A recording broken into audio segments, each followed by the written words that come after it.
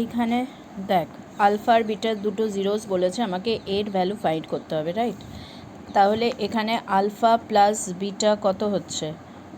-4/1 হচ্ছে, আর alpha into beta কত হচ্ছে? 3/1 হচ্ছে। এটা কত হয়ে যাচ্ছে? 4 হয়ে যাচ্ছে, আর এটা হয়ে যাচ্ছে 3।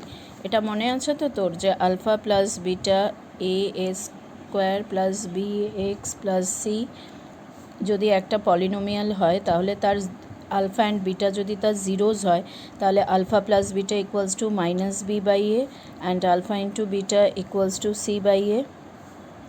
এই জিনিসটা মনে আছে তো? এটাই অ্যাপ্লাই হচ্ছে এখানে। তাহলে আলফা ইন্টু বিটা কী হয়ে যাবে? 3। আর এখানে এই মাইনাসটা কি হচ্ছে? এখানে অলরেডি মাইনাস আছে, মাইনাস বি ইকুয়াল টু কত হচ্ছে? B equal to -4। আর এখানে অ্যাকর্ডিং টু দ্য ফর্মুলা এখানে একটা মাইনাস আছে, দুটো মিলে এটা প্লাস হয়ে যাচ্ছে, ঠিক আছে? এবার তোকে ভ্যালুটা ফাইন্ড করতে হবে। Alpha to the power 4 beta square plus alpha square beta to the power 4। তাহলে alpha square beta square common নে, তাহলে alpha square plus beta square হয়ে যাচ্ছে। এবার আলফা স্কোয়ার বিটা স্কোয়ার মানে কত? 3²।